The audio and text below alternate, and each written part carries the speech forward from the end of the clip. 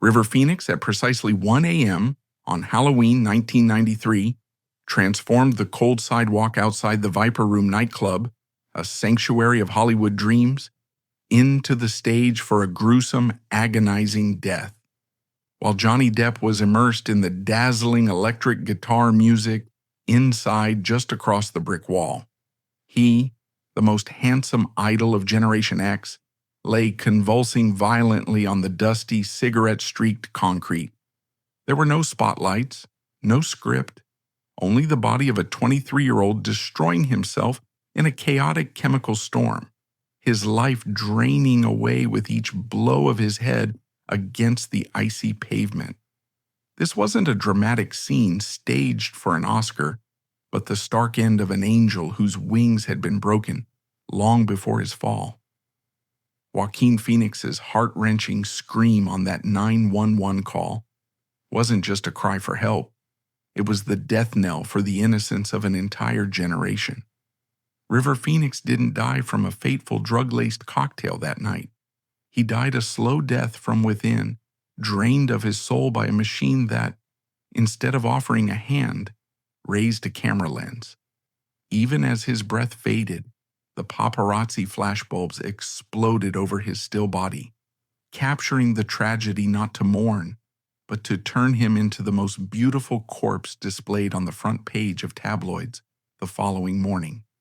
To see how the cup of poison ended up in his hand that night, we must look at the beginning. River Jude Bottom entered the world on August 23, 1970. He was born in a log cabin in Madras, Oregon. His parents were John and Arlen Bottom. They were drifters and seekers, people who found the structure of mainstream America suffocating. In their quest for freedom and purity, they became the perfect targets for a man named David Berg. David Berg was the leader of a group called the Children of God. He preached a gospel of revolution and love. He promised a new world. John and Arlen listened. They believed. They packed their meager belongings and joined the movement. They did not know they were walking into a prison. The family moved often. They drifted through Texas. They moved to Mexico. They eventually landed in Puerto Rico and then Venezuela. The cult was not a commune. It was a hierarchy. The leaders lived in comfort. The followers lived in squalor. The Bottom family lived in a rat-infested shack in Caracas. There was no running water. There was no electricity. There was only the heat and the hunger. River was 3 years old. He was a beautiful child. He had blonde hair and eyes that seemed too old for his face. He watched his parents. He saw their devotion. He also saw their incompetence. They were missionaries, but they had no money. They had no food. The cult leadership demanded tithes. The cult demanded that they spread the message. The children of God practiced a doctrine called flirty fishing. Women in the cult were encouraged to use their bodies to attract new members and solicit donations. Intimacy was weaponized. Boundaries were erased. Children were not protected. They were integrated into this toxic and permissive atmosphere before they could speak in complete sentences. River later alluded to things happening to him at age 4. He spoke of losing his innocence before he knew what innocence was. He carried a sense of dirtiness that no amount of scrubbing could remove. But the cult needed more than bodies. It needed cash. John and Arlen could not work traditional jobs. The burden fell on the children. At age 5, River became the primary breadwinner for his family. He and his younger sister, Rain, were sent out into the streets of Caracas. They did not go to school. They went to work. They stood on street corners. In the blistering sun, they sang songs about Jesus. They passed a hat. This was not a game. River looked at the faces of strangers, learning quickly how to read them. He discovered that a specific smile could make them stop, while a look of sadness prompted them to reach into their pockets. He was learning to manipulate his own emotions just to generate revenue. He looked at his sister. She was small. She was tired. He felt a crushing weight settle onto his small shoulders. He had to sing louder. He had to be better. If the hat was empty, his parents would be disappointed. If the hat was empty, they would not eat. Standing in the Venezuelan dust, the 5-year-old boy internalized a lethal lesson. He was an asset. His value was purely transactional. He was loved not for who he was, but for what he provided. The poverty was absolute. They ate coconuts and mangoes they found on the ground. River developed a deep, visceral connection to the suffering of living things. The turning point came during their voyage back to America on a cargo ship. River watched as the crew caught fish and beat them against the deck. He watched the life go out of their eyes and began to scream. He screamed at his parents. He called them murderers. He could not understand why they would kill something that wanted to live. He stopped eating meat. He refused to participate in the violence of the world. He tried to control the only thing he owned, which was his own body. By 1977, the situation in Venezuela had become desperate. The cult was under investigation. David Berg was hiding. The Bottom family was starving. Arlen wrote a letter to her parents in Florida. She begged for money to come home. They sent it. The family stowed away on a cargo ship. They hid in the hold. They brought nothing with them but their trauma and their belief that they were special. They landed in Florida. They were back in America, but they were not Americans. They were aliens. They had no education. They had no money. They had no home. To mark this new chapter, they changed their name. They were no longer the Bottoms. They were the Phoenix family. They rose from the ashes of Venezuela. It was a poetic gesture. It was a branding exercise, but a name change does not erase memory. River was 7 years old. He had never been to a real school. He had never seen a doctor. He had spent his formative years in a depraved, poverty-stricken cult. He was quiet. He was watchful. He was protective of his siblings. He stood between them and the world. The family settled in Florida, then moved to California. They were chasing a dream. They believed their children were gifted. They believed their children were their ticket out of poverty. This was not a cynical plot by evil parents. It was the desperate hope of people who had no other skills. They saw River. They saw how people looked at him. Strangers stopped in the street to stare at his face. He had a quality that was impossible to manufacture. He had a sadness that drew people in. They arrived in Los Angeles in 1979. They drove a beat-up station wagon. They had no address. They parked on the street. They slept in the car. They were homeless in the city of dreams. John Phoenix got a job doing yard work. Arlen got a job as a secretary at NBC. But the real work was for the children. Arlen used her access at the network to get appointments with agents. She hustled. She pushed. She presented her brood of blonde, beautiful children as a package deal. River did not want to be an actor. He wanted to be a musician. He wanted to sing his songs and play his guitar, but he looked at the car they slept in. He looked at his father's cracked hands. He looked at his mother's tired eyes. He knew what he had to do. He washed his face. He combed his hair. He walked into the casting offices. The casting director, Iris Burton, saw them. She saw a line of ragtag children who looked like angels. But she focused on the oldest boy. River stood there. He did not smile the fake, practiced smile of the Hollywood child stars. He did not tap dance. He looked at her with an intensity that was unnerving. He looked like he had seen the end of the world. Iris Burton signed them immediately. The machine began to turn. River was sent on auditions. He did commercials. He stood in front of cameras and held up products he didn't care about. He smiled when they told him to smile. He sold Mitsubishi. He sold Ocean Spray. He sold Saks Fifth Avenue. He was 9 years old. He was working 12 hours a day. He hated it. He hated the falseness. He hated the way the adults looked at him. They touched his hair, they pinched his cheeks, they talked about him as if he were not in the room, they discussed his look, they discussed his marketability. He was a piece of meat in a town that loved to eat. But the checks started coming. The family moved out of the car. They rented an apartment. They bought food, real food. River watched his siblings eat. He felt the knot in his stomach loosen just a little. He had done it. He had filled the hat. He developed a mechanism to survive. He split himself in two. There was River, the boy who cared about animals and loved his family. And then there was the Phoenix, the product that Hollywood wanted. He protected the boy. He sold the product. In 1982, he was cast in the TV series 7 Brides for 7 Brothers. He played the youngest brother, Guthrie. He was cute. He was charming. He played the guitar. The audience fell in love. They saw a sweet, innocent kid. They did not see the street urchin from Caracas. They did not see the victim of the children of God. They saw what they wanted to see.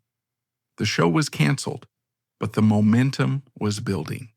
River was getting better at the game. He learned how to give interviews. He learned how to be charming and humble. He learned to hide the anger that was simmering just beneath his skin. He was growing up. The baby fat was melting away. The features were sharpening. The blue eyes were becoming more piercing. He was entering the dangerous age. He was no longer a cute kid. He was becoming a beautiful young man. And Hollywood has a special appetite for beautiful young men who look like they are in pain. His parents were always there. They were on the set. They were in the meetings. They were the gatekeepers. They loved him, but they also needed him. The dynamic was cemented. River was the leader. He was the provider. He made the decisions because he made the money. The traditional hierarchy of parent and child was inverted. He carried the weight of 5 lives on his back. He began to feel the isolation. He was not like the other kids in Hollywood. They went to school. They went to parties. They worried about grades and prom. River worried about the rent. He worried about the rainforest. He worried about the souls of the animals people were eating. He felt like an alien observer sent to a strange planet. He tried to keep his circle small. He clung to his siblings, Joaquin, Rain, Summer, Liberty. They were a tribe. They spoke their own language. They protected each other.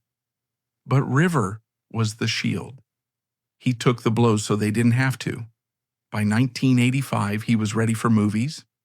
He was 15. He was cast in Explorers alongside Ethan Hawke. It was a science fiction adventure. It was a flop at the box office, but it didn't matter. The industry had seen him on the big screen. They saw the camera loved him. The camera didn't just record him, it worshipped him. It caught the light in his hair. It caught the melancholy in his smile. He was on the verge of something massive. He could feel it. The pressure was increasing. The scripts were getting bigger. The money was getting bigger. The demands were getting louder. He was standing on the precipice of fame. He looked down and saw the drop. He was afraid. He told his mother he wanted to stop. He told her he wanted to go back to being anonymous. He wanted to just play music. Arlen looked at him. She reminded him of the mission. They were going to change the world.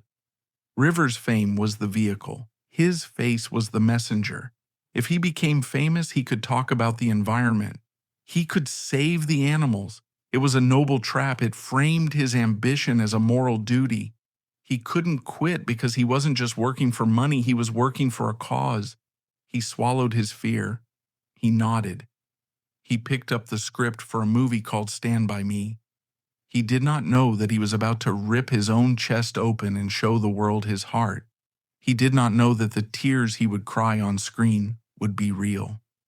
He stepped forward into the light. The year was 1985. River Phoenix stood in a forest in Oregon. He was 15 years old. The film was Stand By Me.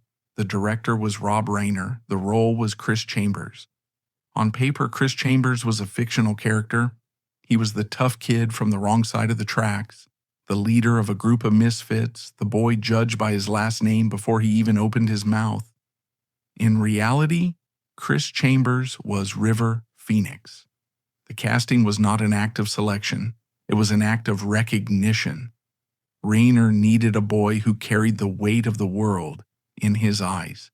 He found a boy who had been carrying his family since he was 5. The production was a summer camp for the actors: Will Wheaton, Corey Feldman, Jerry O'Connell, and River. They smoked cigarettes, they swore, they walked along the train tracks under the hot sun. But while the other boys played at being rebels, River was accessing a reservoir of pain that terrified the adults on set. The scene that defined the movie and defined the rest of River's life takes place in the woods. Chris Chambers breaks down. He confesses to stealing milk money at school. He confesses that he tried to give it back, but a teacher took it and blamed him anyway.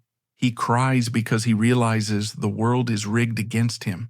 He cries because he knows that no matter what he does, he will never be seen as good. River stood in front of the camera. The crew was silent. The lights were hot. He began to speak. His voice cracked. The tears did not come from a technique he learned in a class. They came from the memory of the streets of Caracas. They came from the shame of the cult. They came from the pressure of being the provider for a family that refused to work. He wasn't crying for the milk money. He was crying for himself. When Rayner yelled cut, River did not stop. He couldn't stop. The sobbing was guttural. He was shaking. Rayner had to walk over and hold him. The boy was broken open. The crew looked away. They knew they had captured lightning, but they also felt the discomfort of witnessing a child in genuine agony. The film was released in 1986. It was a cultural phenomenon. It didn't just make money, it struck a nerve. America fell in love. But they didn't fall in love with a child star. They fell in love with a soul. River Phoenix was anointed. The critics called him the most talented actor of his generation. They compared him to James Dean. They compared him to Marlon Brando. They placed a heavy crown on a 15-year-old head. The machinery of fame shifted gears. It was no longer about getting a job. It was about managing an empire. The interviews began. The magazine shoots began. River sat in chairs in hotel ballrooms and answered questions from strangers. They asked him about his favorite color. They asked him about girls. River wanted to talk about the deforestation of the Amazon. He wanted to talk about the slaughter of animals. He was a radical living in the body of a teen idol. He used every microphone to preach. He declared himself a vegan. In the mid-1980s, this was not a trend. It was an anomaly. People didn't know what the word meant. River explained it with the zeal of a missionary. He refused to wear leather. He refused to eat dairy. He checked the ingredients of the catering on set. This created the image of Saint River. He was pure. He was ethical. He was the antithesis of the drug-fueled, hedonistic Hollywood star. The public loved the contradiction. They loved the beautiful boy with the monk-like discipline. But the discipline was a wall. It was a way to keep the dirt out.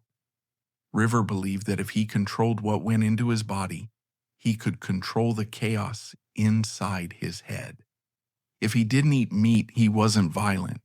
If he didn't wear leather, he wasn't cruel. It was a desperate attempt to prove to himself that he was good, that the stains of his childhood were gone. The industry exploited this virtue. They sold him as the safe choice. Mothers wanted him for their daughters. Daughters wanted him for themselves. His face was plastered on the walls of 1 million bedrooms. He received thousands of letters a week. They screamed for him. They cried for him. He hated it. He retreated into music. He bought a guitar. He wrote songs that were angry and dissonant. He formed a band with his sister Rain. They called it Alika's attic. The music was not pop, it was not commercial, it was the sound of his frustration. He wanted the world to listen to his music, but the world only wanted to look at his face. Record executives took meetings with him because he was River Phoenix. They nodded politely at his songs, then asked when his next movie was coming out. He was a product trying to be an artist. In 1988, he took a role that mirrored his own life so closely, it was almost cruel. The film was Running on Empty, directed by Sidney Lumet. River played Danny Pope, the son of fugitive radicals on the run from the FBI. Danny is a piano prodigy who has to choose between staying with his family or leaving them to pursue his art. If he leaves, he can never see them again. River understood this choice.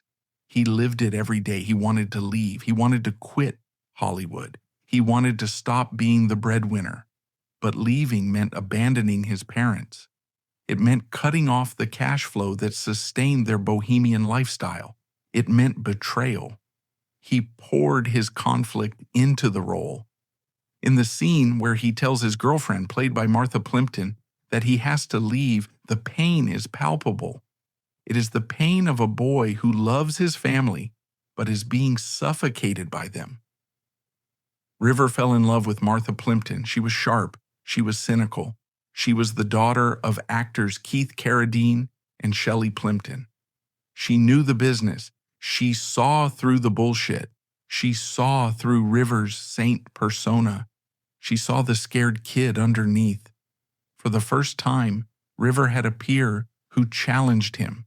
She told him to stop trying to save the world and just be a person. She was his anchor. Running on Empty earned River an Academy Award nomination for Best Supporting Actor. He was 18 years old. He went to the ceremony. He wore a tuxedo. He walked the red carpet. But River looked at the red carpet and saw a trap. He saw the phoniness. Yet, he couldn't leave. The Camp Phoenix Corporation was expanding, and the overhead was staggering. It wasn't just his parents and siblings anymore. It was friends, assistants, hangers-on.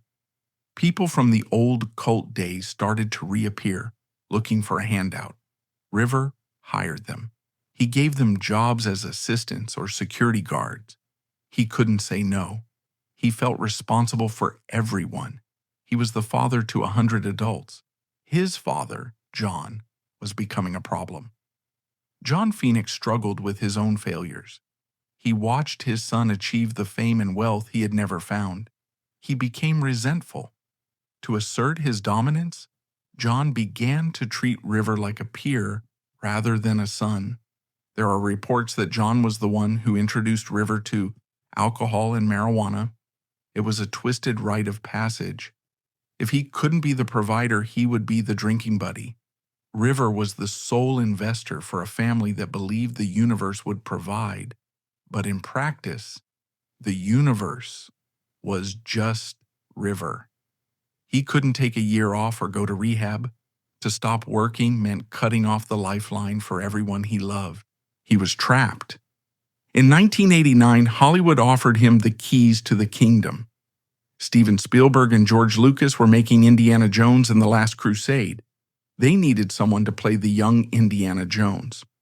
Harrison Ford, the star of the franchise, personally recommended River. He had worked with River on the Mosquito Coast and saw the resemblance. It was a blockbuster. It was a guaranteed hit.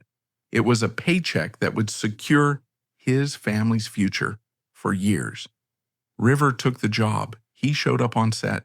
He studied Harrison Ford. He mimicked his mannerisms. He mastered the lopsided grin. He did the stunts. In the opening sequence of the film, River runs along the top of a circus train. He fights grave robbers. He uses a whip.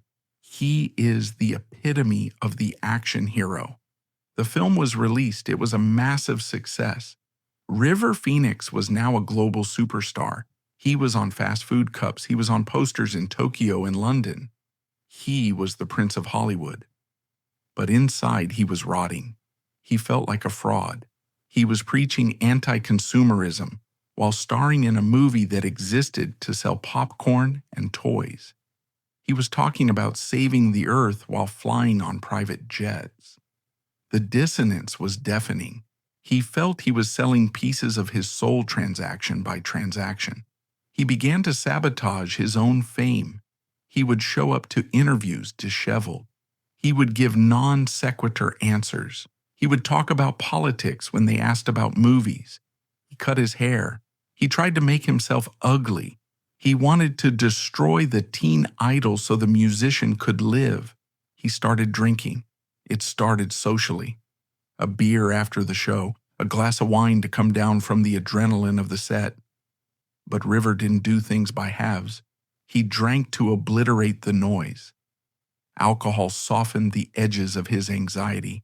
It made the guilt quiet down. He broke up with Martha Plimpton. The relationship couldn't survive the pressure. She wanted a boyfriend. He was a corporation.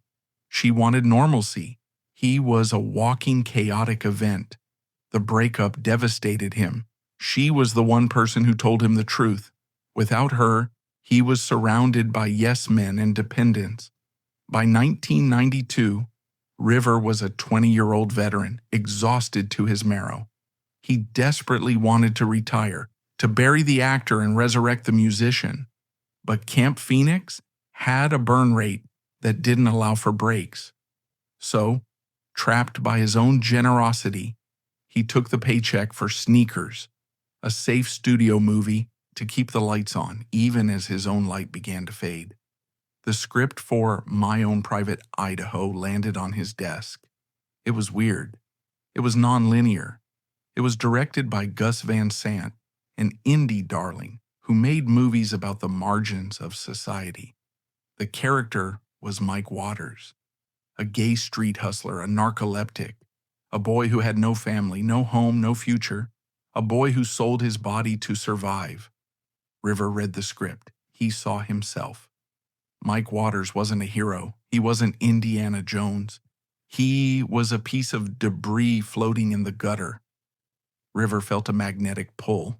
He told his agent he wanted to do it. His agent was horrified. This was career suicide. You don't go from Indiana Jones to playing a gay hustler. It would ruin his image with the teenage girls. It would alienate the studios. It was dirty. River didn't care. He insisted. He threatened to fire his agent. He wanted to destroy the saint. He wanted to burn the pedestal down. He signed the contract. He flew to Portland. He met Keanu Reeves, who was cast as the other lead. They were friends. They rode motorcycles. They talked about art. Keanu was cool, detached. River was intense, vibrating with energy. To prepare for the role, River decided to do what he always did. He didn't just pretend, he became. He went to the streets. He found the real hustlers. He sat on the sidewalks of Portland. He listened to their stories. He learned how they walked. He learned how they stood. He learned how they looked at cars passing by, assessing the drivers as potential Johns. He saw the desperation. He saw the drugs. River had always been anti-drug. He had preached against it. He saw it as a poison that dulled the consciousness. But in Portland, surrounded by boys who shot up to survive the cold and the violent exploitation, his judgment faltered. He wanted to understand Mike Waters. He wanted to know what it felt like to be that numb. He tried it. It wasn't a party. It was research. That was the lie he told himself. He was just dipping his toe in to understand the temperature of the water. But the water was warm. Heroin didn't make him feel high. It made him feel nothing. And nothing was exactly what River Phoenix had been craving for 20 years. The heroin took away the memories of the cult. It took away the pressure of the box office. It took away the voices of his parents asking for money. It was a warm blanket pulled over a shivering child. The filming of My Own Private Idaho was a blur of brilliance and darkness. River delivered a performance that was raw, uncomfortably intimate. In the campfire scene, Where Mike Waters confesses his love to Keanu's character, River improvised the lines. He spoke about having a father he never knew. He spoke about being unlovable. It was the milk money scene from Stand By Me all over again, but this time, the boy wasn't crying for justice. He was accepting his own damnation. The crew noticed the change. River was erratic. He would fall asleep between takes, real narcolepsy mimicking the fake one. He was thin, his skin was pale, but the footage was incredible. They thought he was just being a dedicated actor. They praised his commitment. They gave him awards. They didn't see that the method was eating the man. The film wrapped. River went back to Los Angeles, but he didn't come back alone. He brought the addiction with him. The door had been opened. The saint was dead. The golden boy had a needle in his arm. He tried to hide it. He was terrified of disappointing his fans. He was terrified of disappointing his mother. He lived a double life. In the daylight, he was the vegan activist, attending rallies, giving quotes about saving the whales. In the dark, he was chasing the dragon, looking for that silence he found in Portland. His music became darker. Aleka's attic played small clubs. River would stand on stage, his back to the audience, playing feedback-drenched chords. He didn't want to be looked at. He wanted to be heard, but he was screaming in a language no one understood. The industry began to whisper. Casting directors talked. He looks tired. He's difficult. Is he on something? The offers slowed down, not stopped. He was still River Phoenix. But the A-list scripts were being sent to other actors first. Actors like Brad Pitt, actors like Johnny Depp. River felt the slide. He felt the cold breath of irrelevance on his neck. He was 21 years old, and he felt like a has-been. He needed a hit. He needed money. Camp Phoenix needed a new roof. His father needed a new project. He signed on for a movie called Sneakers. It was a big studio film. Robert Redford, Sidney Poitier. It was a safe choice. He played a young hacker. He was good in it. He was charming. He showed up on time. He stayed clean for the shoot. He proved he could still do the job. But the emptiness was growing.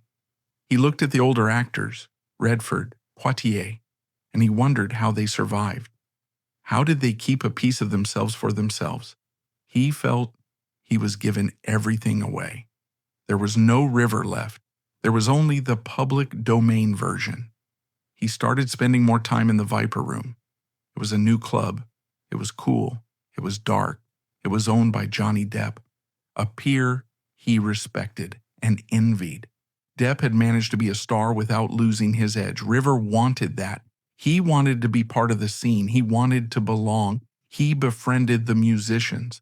Flea, John Frusciante, the guys from the Red Hot Chili Peppers. They were wild. They were real.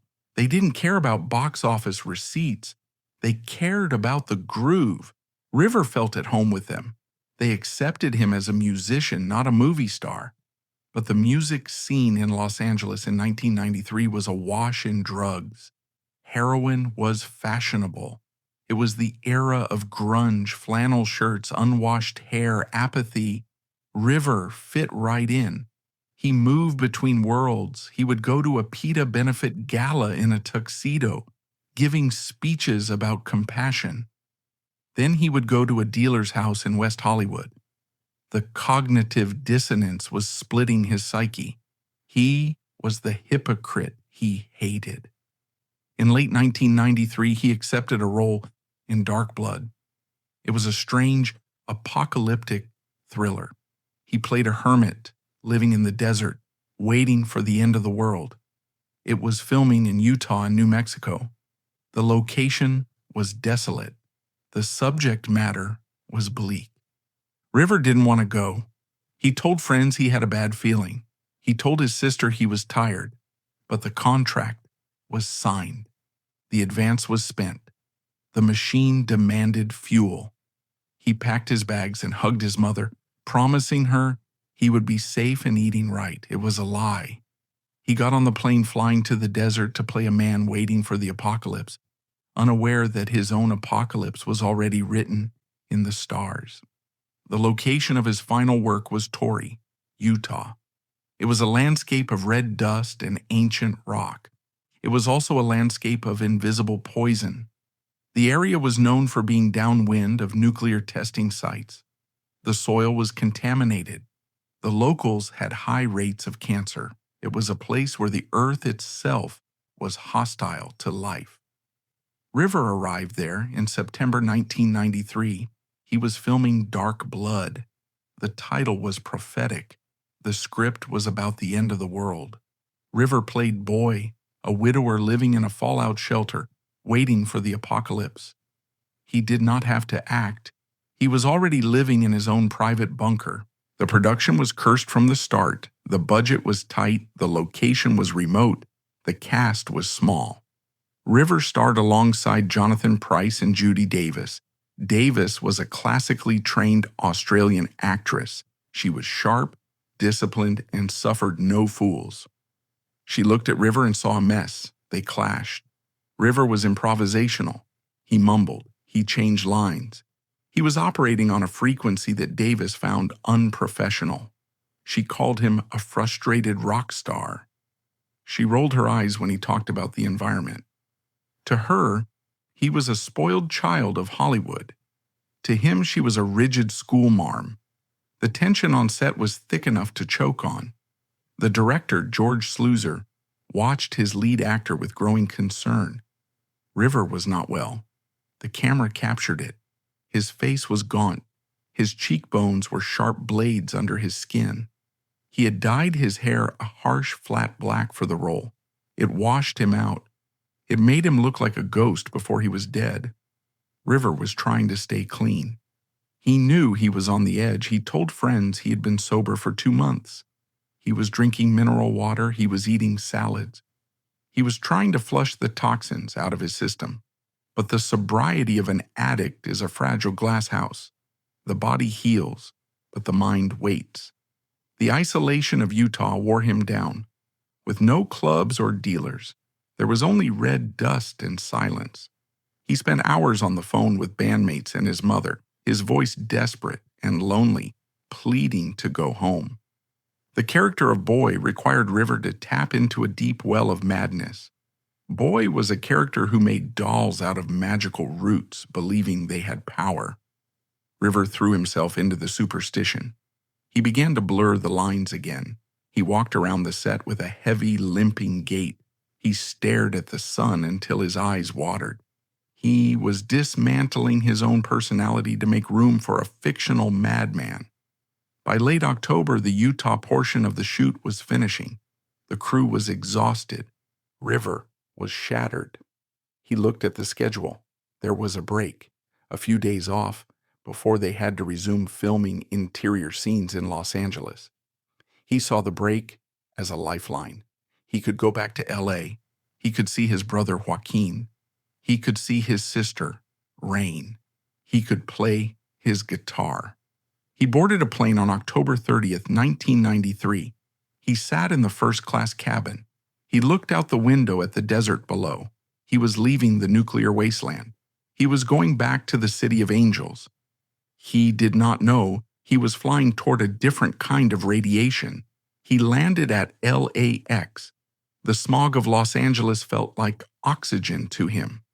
He checked into the Hotel Nico on La Cienega Boulevard, a sterile, high-end sanctuary designed for business travelers, not erratic rock stars. River didn't care. He just needed a bed.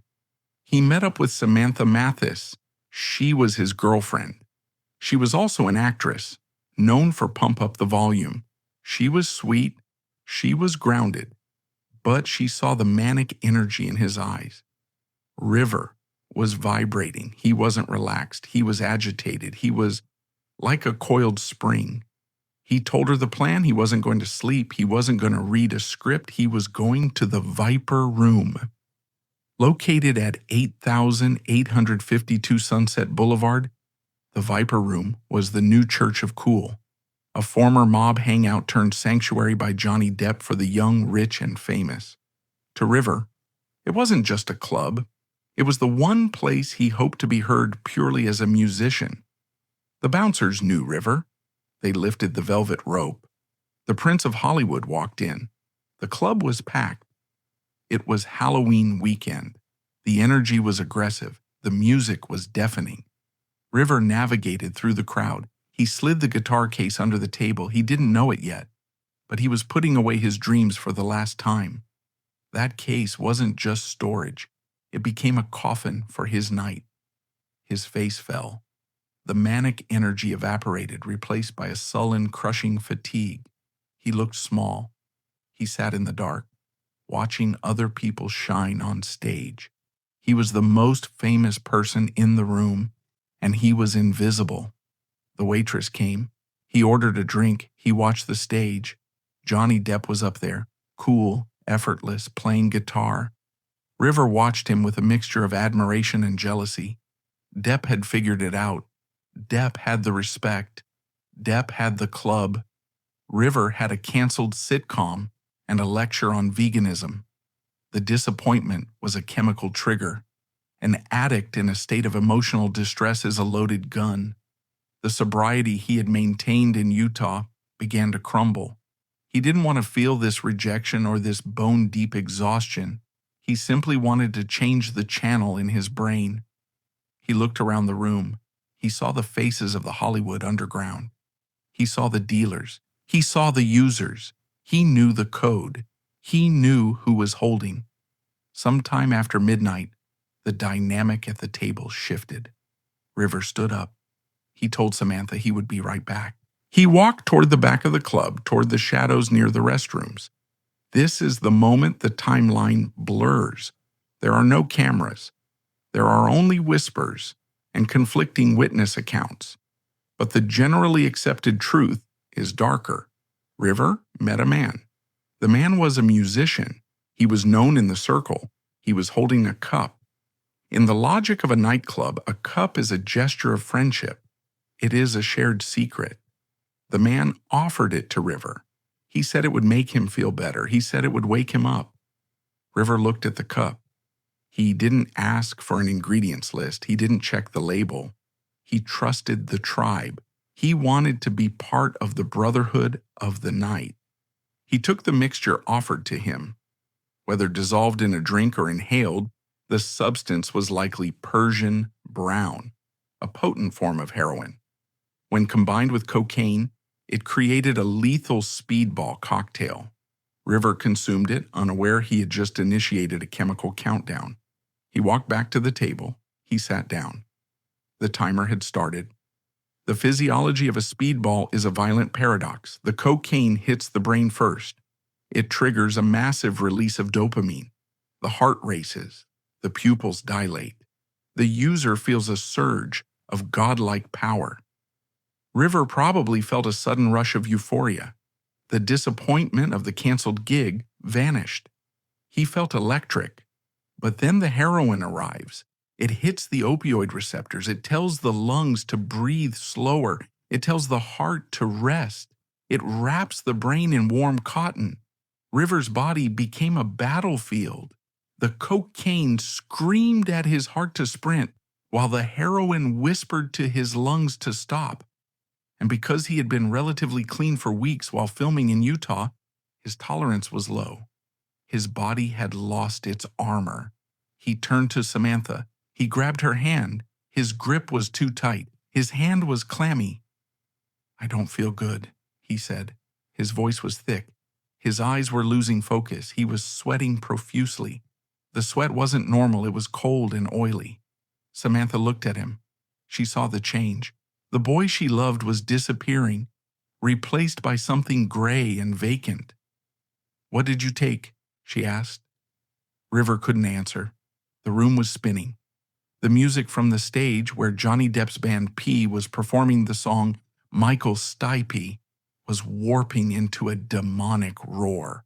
He tried to stand up. His legs were rubber. "I need air," he gasped. This is the universal instinct of the dying. They want oxygen.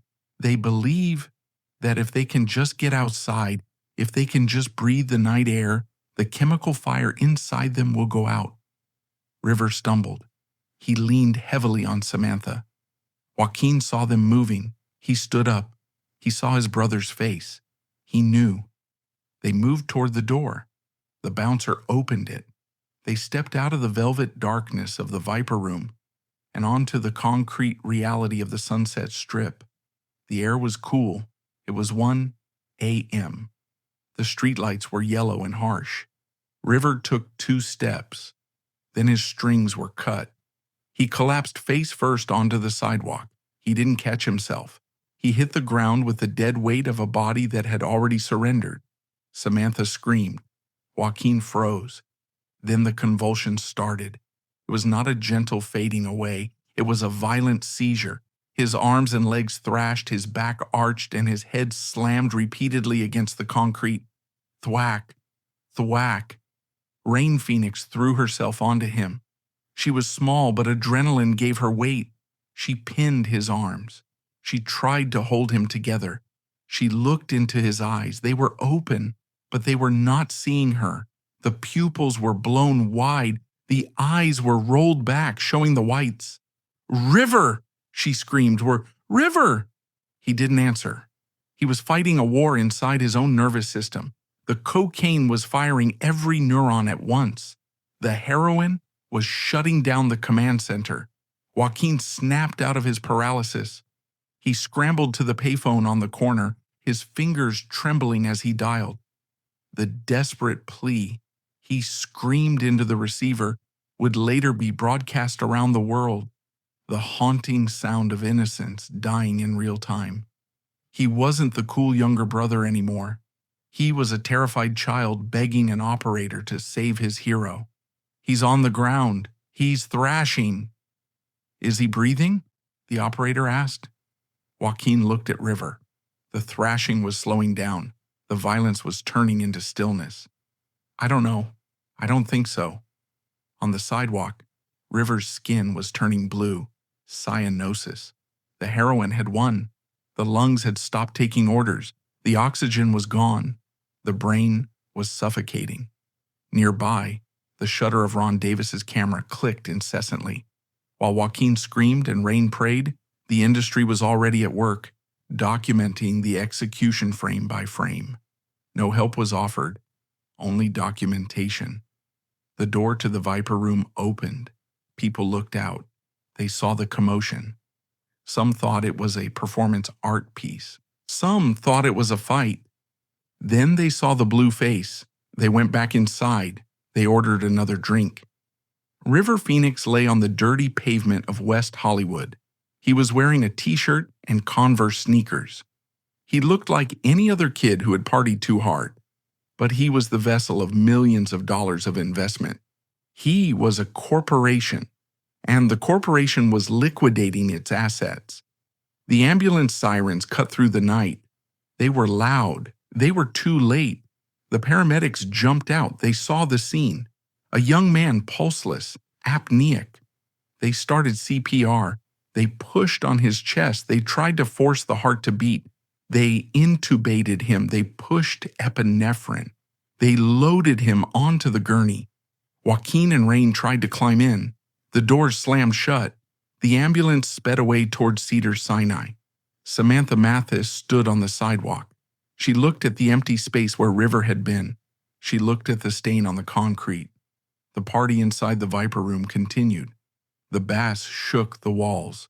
The world hadn't stopped. It had just gotten slightly darker. The ambulance moved north on San Vicente Boulevard. Inside the metal box, the paramedics were fighting a war they had already lost. River Phoenix was a clinically dead organism.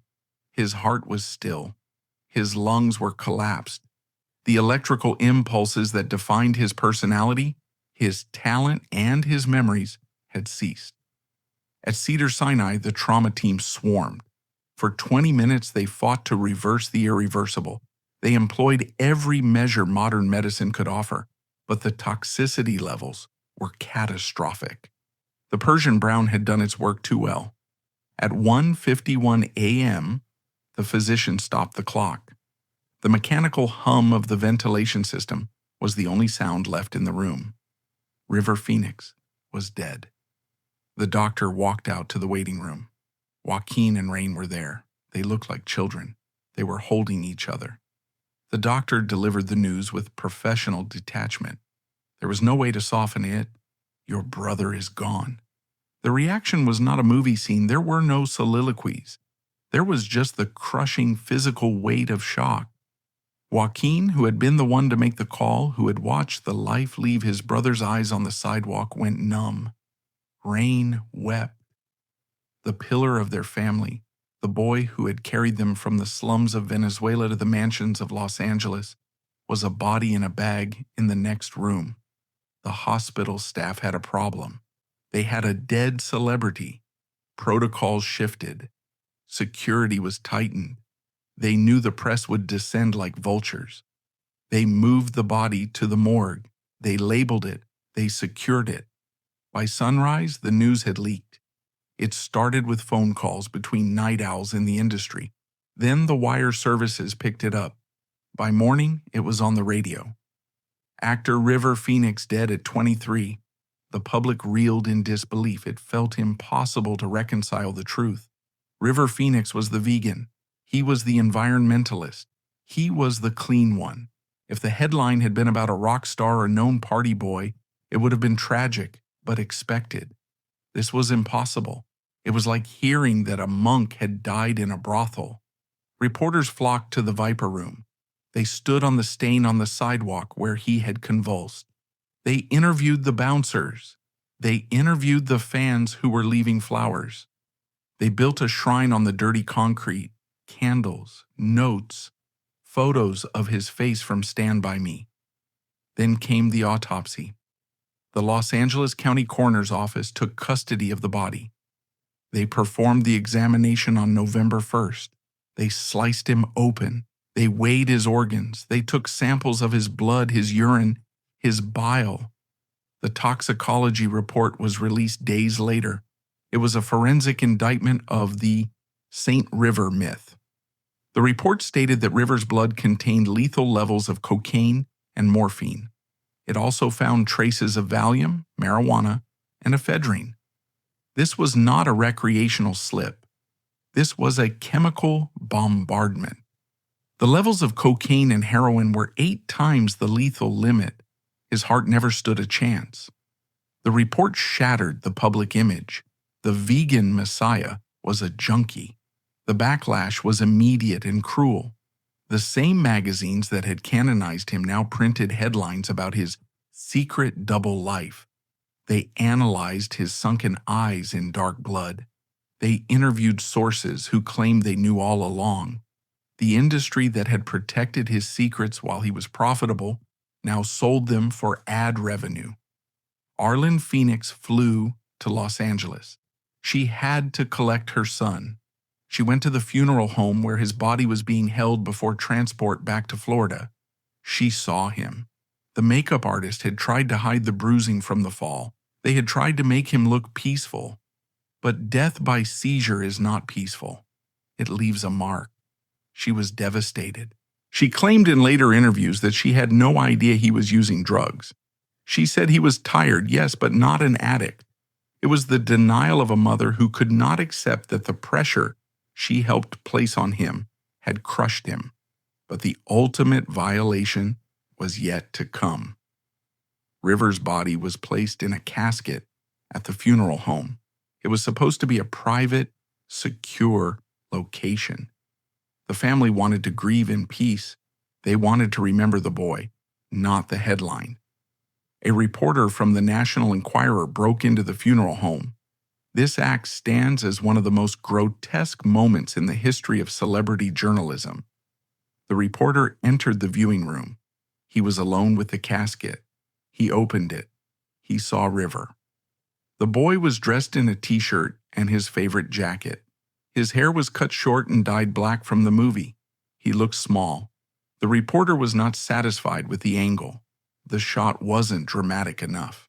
He reached into the casket. He touched the dead body. He rearranged the corpse. He positioned the head to face the camera. He snapped the photo. He closed the casket. He left. The National Enquirer published the photo on their cover. The world walked past grocery store checkout lines and saw the corpse of River Phoenix. It was grainy, it was stark, it was horrific. It was the final commodification of his existence. Even in death, he was content. Even as a corpse, he was generating revenue. The family was horrified. They sued. But the damage was done. The image was burned into the collective retina of the 1990s. It stripped away the last shred of dignity he had. It turned his tragedy into a sideshow. The family took him home. They flew his body back to Florida to Camp Phoenix. They wanted to cremate him. They wanted to scatter him on the river that gave him his name. They wanted to erase the physical evidence of the industry that had consumed him. The memorial service was held on November 4th, 1993. It was small, just family and close friends, no press, no cameras. River's hair, which had been dyed black for the role of the apocalypse survivor, had been cut off by the mortician at the family's request. They put his original blonde locks, which they had saved, into the coffin with him. They wanted him to look like himself again. They wanted the dark blood character gone. Arlene spoke. She talked about his spirit. She talked about his love for the earth. She refused to talk about the drugs. She reframed the narrative. She said his heart was just too big for this world. She said his feelings were too intense. She tried to reclaim the saint from the coroner's report, but the people in the room knew the truth. Samantha Mathis knew. Joaquin knew. Rain knew. They knew that his heart was big, yes, but it was also tired. They knew he didn't die from empathy. He died from escape.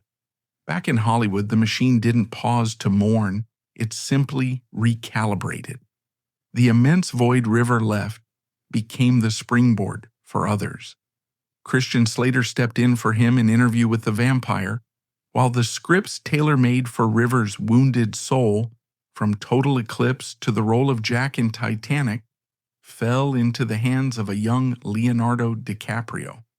River's absence paved the way for DiCaprio's rise to global superstardom, proving that in the entertainment industry, every tragedy is just an opening for a casting call.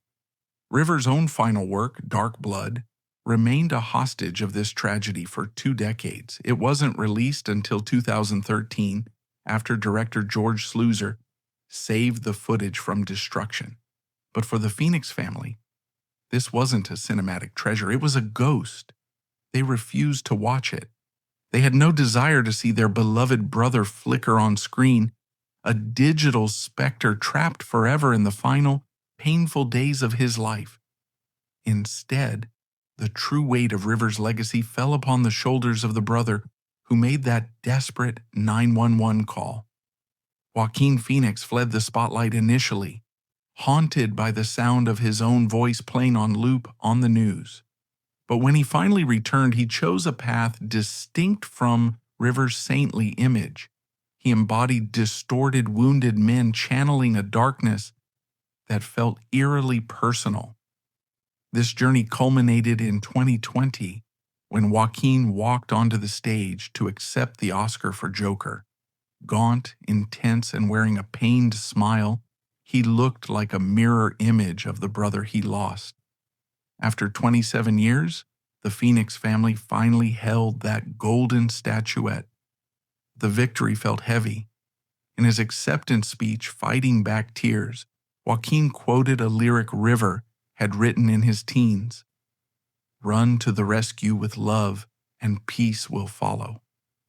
It was the closing of a circle, a solitary victory for the survivor who had lived long enough to make sense of the pain. River, however, never returned to the lights of Los Angeles.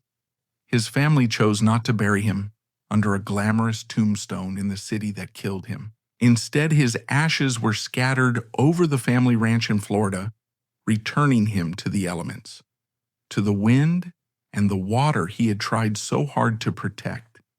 Ultimately, River Phoenix was more than just a cautionary tale about drugs. He was the sacrificial lamb of a ruthless era. He was the warning that went unheeded by a machine that continues to feed on youth and beauty. The Viper Room is now just a tourist stop, and the movies continue to roll, but for a generation, River remains the frozen image of potential, an angel with broken wings, forever 23, watching from the dark.